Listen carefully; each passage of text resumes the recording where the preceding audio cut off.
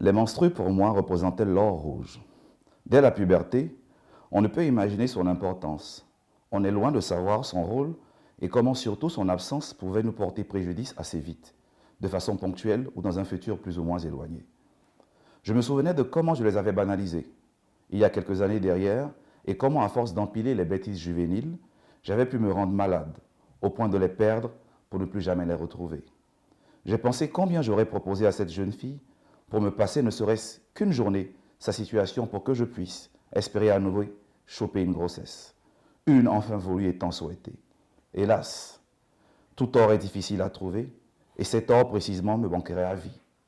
Aujourd'hui, je devais faire face à cela et trouver les moyens pour que ma vie de couple ne prenne le moindre coup.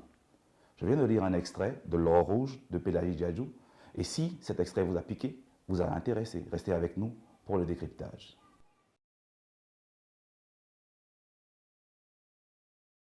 Alors, l'or rouge, on le voit clairement à l'extrait que je viens de lire, c'est une métaphore, c'est une sorte d'allusion symbolique au menstru. Tout à fait. C'est plutôt rare dans la littérature. Je me souviens, il y a des écrivains comme Tara Benjeloun dans La Nuit Sacrée, il y a également Cantique de l'Acacia de Kossié et Fouy. Et vous, vous décidez, comme eux, mais peut-être beaucoup plus qu'eux, de centrer votre écriture sur cette métaphore l'or rouge. Pourquoi les menstrues? Eh bien, on va dire les menstrues parce que tout part de la thématique. Tout part de l'histoire du personnage principal que j'ai créé de toute pièce parce que je précise que c'est de la fiction. On vous croit, hein? À aucun moment on n'a pensé que c'était la réalité, je vous jure. Beaucoup en lisant pensent que c'est mon histoire en fait. Oh non. Donc je précise que c'est purement de la fiction. Ok. Donc tout part de l'histoire du personnage principal en fait. Et l'or rouge parce que quand on recherche quelque chose et que quand quelque chose est précieux pour nous, on a tendance à dire que c'est de l'or pour nous. Et rouge pour rappeler la couleur des menstrues en fait. Oui, je veux dire que le fonctionnement du système, de la façon dont l'or, c'est le côté précieux rouge pour la couleur, on le voit clairement. Mais pourquoi cette thématique en particulier? Il y en avait tellement. Pourquoi décider d'écrire sur les menstrues ou de se servir des menstrues comme pivot narratif de votre histoire? Donc je n'écris pas sur les menstrues, j'écris si vous voulez sur les attitudes de la jeune fille et Nina? oui, et Nina justement, et ce que ça entraîne comme conséquence sur sa santé.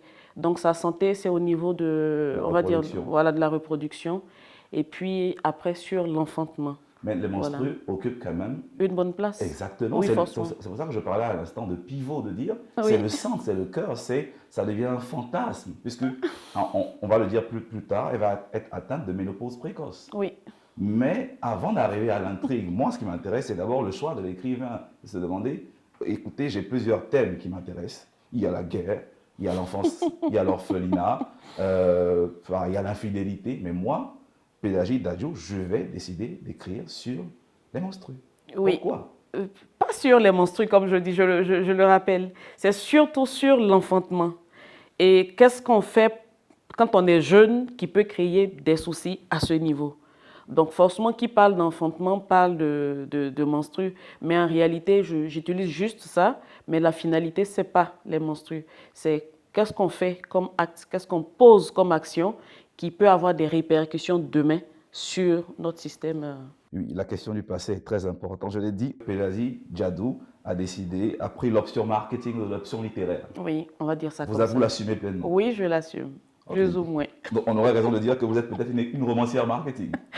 Bon, si vous voulez, Ok, pas de problème. si ça se dit. Alors, entrant dans le texte, j'ai bien envie de lire le mot de l'auteur, ce que vous écrivez, avant, pour préparer vos lecteurs, vos lectrices précisément, D'accord. à l'intrigue, à l'histoire de Nina. Vous écrivez: ma pensée tournée vers toutes ces braves femmes qui débordent d'amour pour ces bouts de chou et qui pourtant n'ont jamais eu l'opportunité d'en mettre au monde, même pas d'en tenir près du cœur l'instant d'une seconde vie.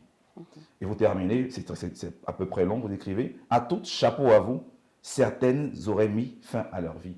Est-ce qu'on pourrait dire qu'il y a déjà là, on amorce déjà au début du texte un parti pris féministe? Non, pas forcément. Par contre, une sensibilité à une cause, oui, je dirais. Parce que je ne sais pas si je peux le dire pour Vous ne pouvez. pas choquer. Allez-y. Je fais partie de ces femmes qui n'ont pas eu encore la chance d'avoir un enfant. Et je précise encore que c'est important, que ce n'est pas mon histoire.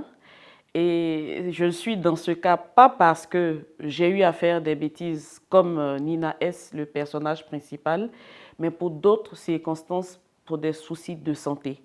Et je sais par quoi je suis passée. Et je sais également que ce n'est pas forcément évident de pouvoir remonter la pente.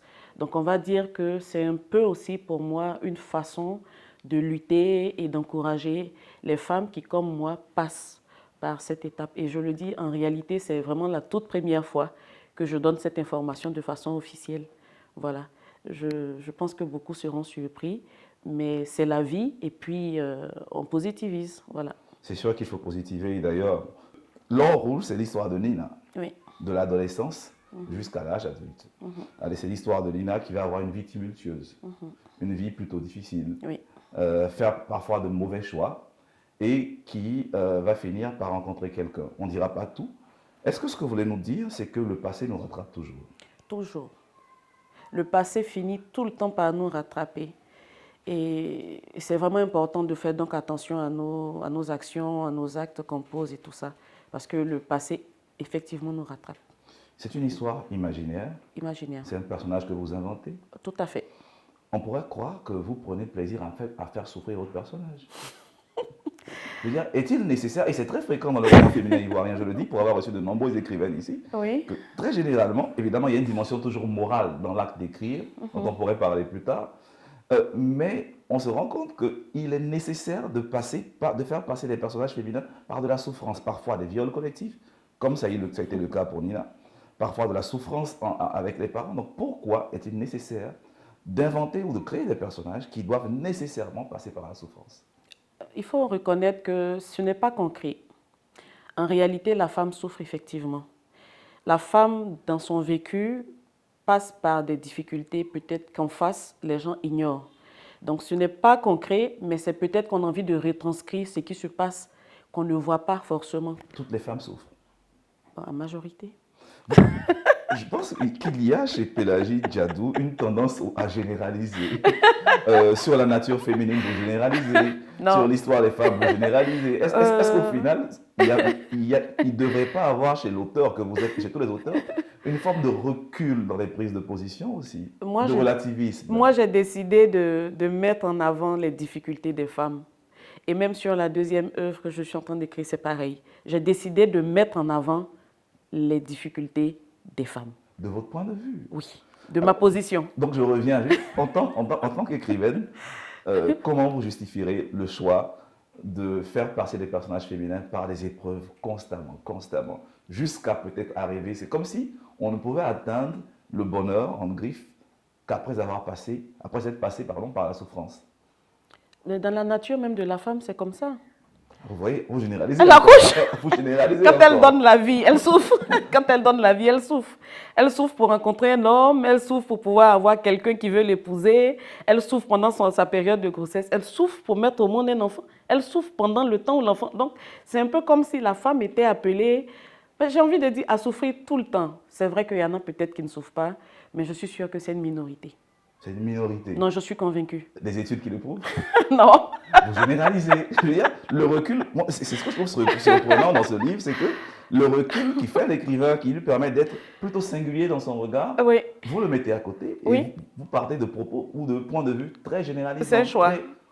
Mais c'est un choix qui pose problème. Mais pourquoi? Mais parce qu'on peut en parler pour tout le monde si on n'a pas vécu la vie de tout le monde. Oui, oui, c'est vrai. Je ne peux pas parler pour tout le monde. Je parle pour moi, pour ce que j'ai vécu, pour ce que mon entourage vit, que je sais. Vous parlez pour vous. Voilà. Pour vous, en imaginant la vie de tout le monde. Alors c'est bien compris, Pélagie Djadou, on remarque que vous êtes une écrivaine qui a un regard très englobant de la réalité. Alors, on revient à vous tout à l'heure, juste l'instant pour nous, de prendre une autre question de quelqu'un qui n'est pas avec nous sur le plateau, c'est l'instant lecteur. Je me présente Déa Sali. J'ai lu votre œuvre. Je voudrais savoir, le miracle de la grossesse de Nina est-il vraisemblable? Oui, donc on va dire que c'est possible parce que cette ménopause n'était pas déjà définitive. Et ensuite, avec l'évolution de la médecine, il y a plusieurs possibilités de pouvoir avoir un enfant. On a les cas d'insémination et plusieurs autres possibilités. Donc dans l'œuvre, c'est vrai que ce n'est pas mentionné, mais considérez que ce sont des éventualités par lesquelles elle est passée. Je crois que la question de notre lecteur du jour est d'une pertinence magnifique. Je veux dire, lorsque je lis le texte, lorsqu'on lit et qu'on arrive à cette séquence heureuse, même si on ne va pas dire tout sur la fin, on se demande, mais comment ça a été possible? Vous ne nous dites rien sur la façon dont il a été possible pour Nina de contracter cette grossesse. On est perdu. Oui, je ne dis rien parce qu'ici, le plus important, ce n'est pas le comment, mais c'est de donner cette lueur d'espoir, c'est de partager cet espoir-là pour expliquer aux femmes qui passeraient éventuellement par ce genre de difficultés qu'il y a de la possibilité, qu'il y a encore, permettez que je me répète, de l'espoir. Donc, je mets plutôt l'accent sur l'espoir et non sur les possibilités, parce que les possibilités, après, on peut toujours checker et puis en trouver. Donc, c'est juste la note d'espoir qu'il faut regarder. Au final, on est dans un roman. Hein. Cet espoir, il est assis sur quoi? Je veux dire, par quelle méthode? Je veux dire, si par exemple, je suis dans le cas, je suis une femme qui espère avoir un enfant, j'aimerais bien savoir comment est-ce que Nina s'y est prise. Parce qu'elle a tout essayé. Hein. Est-ce que c'est Dieu finalement qui, par un miracle de l'Esprit Saint, l'aide à tomber enceinte? Vous ne nous dites pas. Je veux dire, cet espoir, moi en tant que lecteur ou lectrice, je le construis comment? Cet espoir, il est un peu spirituel parce que si vous remarquez bien, je mets beaucoup Dieu au devant aussi de toutes choses. Mais c'est Dieu aussi qui permet, qui Dans le donne. livre. Il est spirituel parce qu'on parle beaucoup de prière. Sa mère lui dit souvent de rester confiante, de prier, de ne pas se décourager. Bien sûr, oui. Voilà, donc il y a la prière. Il y a aussi l'accompagnement moral, psychologique de son conjoint, donc de sa mère également. Et puis, comme je le dis, il y a que Dieu inspire aussi souvent des médecins par des méthodes.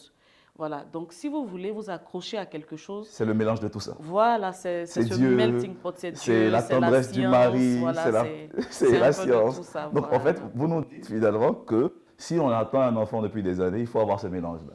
Oui, il faut avoir beaucoup de ce mélange, mais beaucoup plus de la prière. Voilà, beaucoup plus de la prière. Très bien, c'est bien de laisser le lecteur imaginer comment est-ce qu'il pourrait arriver à ses fins, à pouvoir capter cet espoir-là, toujours en parlant de vraisemblance. Yannick. Ah, Yannick. Je veux dire, il est tellement parfait que finalement, il n'est plus vraisemblable. Comme le disait le lecteur à l'instant hier, il ne se fâche pas, il ne crie pas. Même après la fameuse nouvelle qu'elle va lui apprendre, on ne dira pas laquelle, mais rien du tout. Yannick, pour vous, est-ce vraiment un mari réaliste?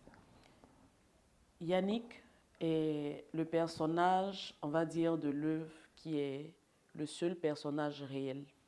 Vraiment? Oui, parce que ce Yannick-là, il existe. Il existe. Je l'ai connu. Je ne dis pas moi. Je ne dis pas moi encore, je précise. Mais il existe bel et bien et il a le même nom.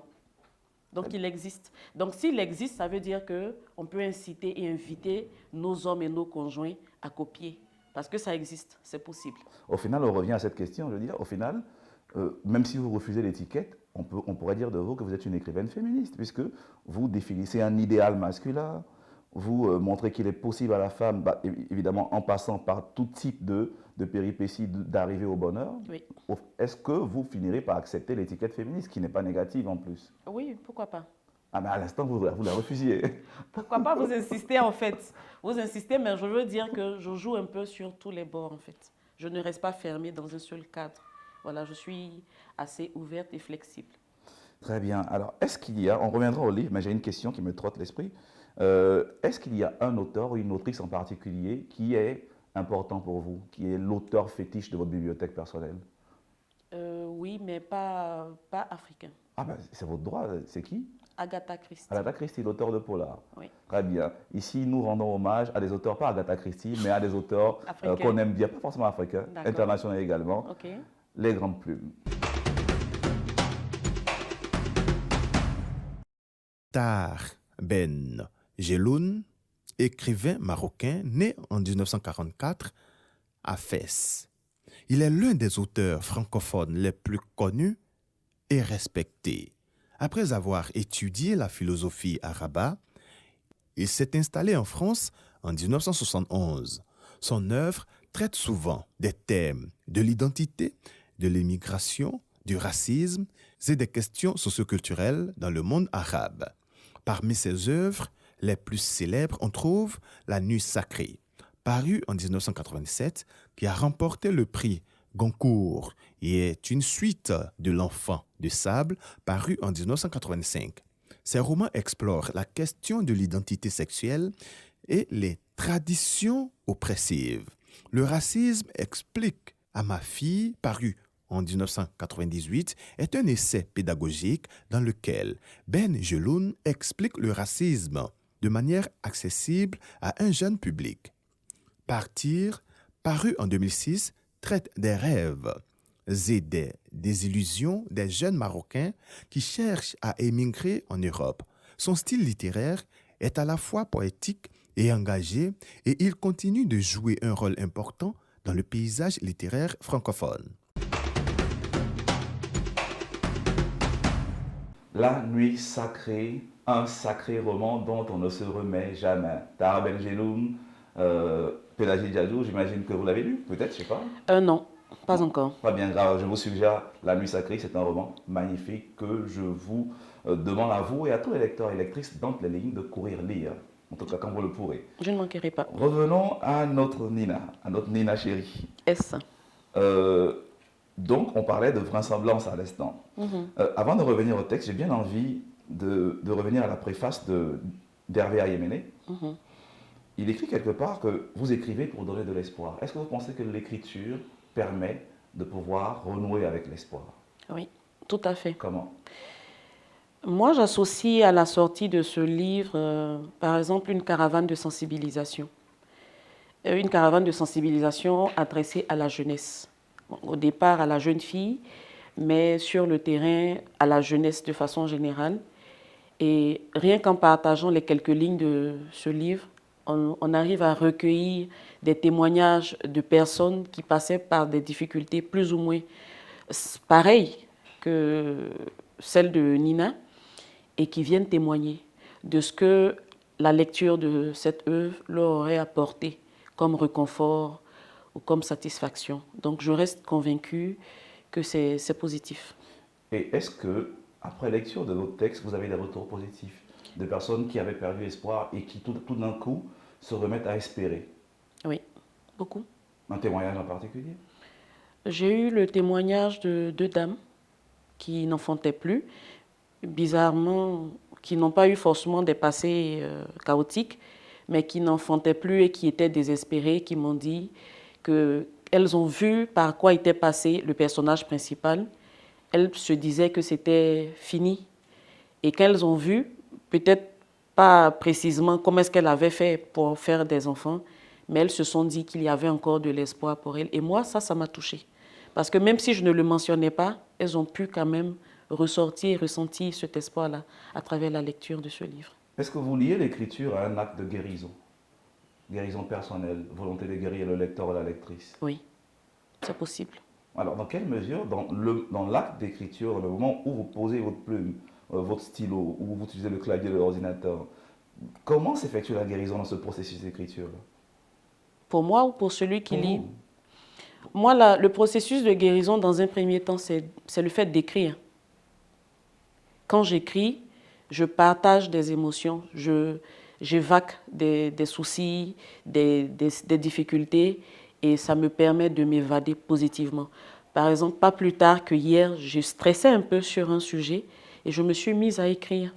Et j'ai écrit jusqu'à 3 heures du matin et je me suis sentie bien parce que j'avais couché sur des lignes quelque chose que je ressentais et qui me permettait d'avoir encore de l'espoir sur notre thématique. Écrire pour guérir, écrire pour donner de l'espoir. On mettra une pause ici pour revenir à 2 petites préoccupations que j'ai. La première, à la page 10, vous écrivez. Bref, nous y sommes. Enfin, la sonnerie qui retentit. Les filles qui courent ça et là pour rejoindre les classes, les professeurs qui sortent de leur bureau pour rejoindre leur classe. La scène est si prenante que je suis bien obligé de sortir un peu de ma distraction et de me souvenir avec beaucoup de tristesse que ce jour était un jour de devoir. La concentration devait être au summum sur les cours assimilés les jours avant, avec l'aide de mon répétiteur homme méchant. C'est pas tant la scène qui m'intéresse que la concordance de temps. Je veux dire, est-ce qu'on est au présent ou est-ce qu'on est au passé? Ça veut dire que dans la même phrase, le narrateur ou le personnage de Nina dit je suis et après c'est j'étais, alors qu'elle parle de la même période de temps. Et je lis un autre passage, je pense celui de la page 29, vous dites aujourd'hui, malgré tout, j'avais ça comme acquis et je m'en servis comme base pour avancer. Aujourd'hui, j'avais. Concordance de temps également. Oui. Erreur ou choix volontaire? C'est une façon de dire qu'on vit le présent en se souvenant et en se basant sur le passé. C'est un petit mélange un peu particulier. Aujourd'hui, j'avais... Mais comme je dis, ça vous permet de vous rendre compte qu'elle est là, elle se perd un peu dans ses idées. Ah ben là c'est sûr que en termes de concordance de temps, Nina doit revoir les cours de grammaire. Ah oui, elle se perd un peu dans ses idées, elle voyage un peu en fait dans son passé. C'est vraiment tout un mélange de sensations, voilà, et d'émotions également. Alors, chère Pélagie Diadou, ce sera certainement la dernière question de cet échange que j'ai trouvé très beau. J'espère que vous aussi. Oui, pareillement. Très vivant, comme on les aime bien entre les lignes.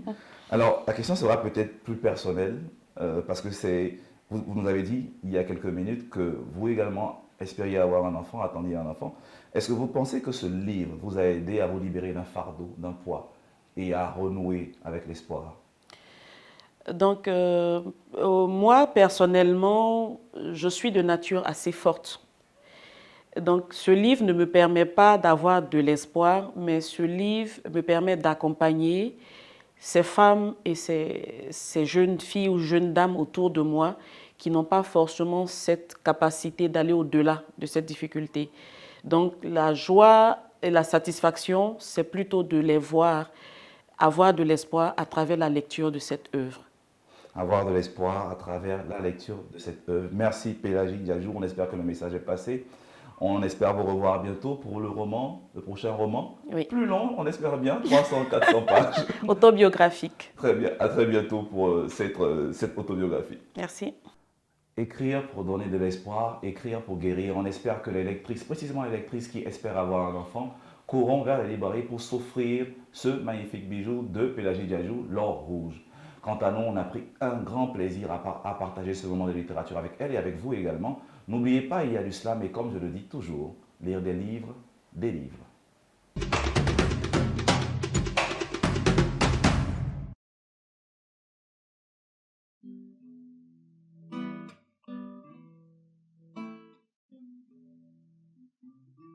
Il fait jour et je suis toujours noir.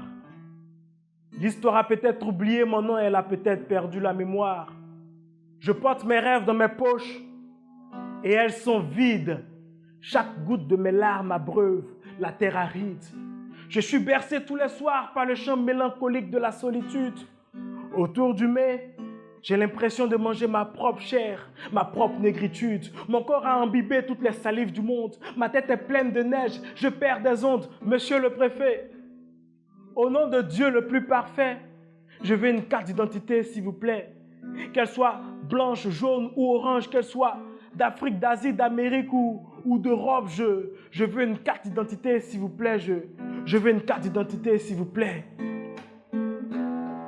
Je suis la lune d'un autre ciel. Je suis le miel d'aucune abeille. Mon nom, je ne sais plus. Il y a 2 ans, j'étais Arthur.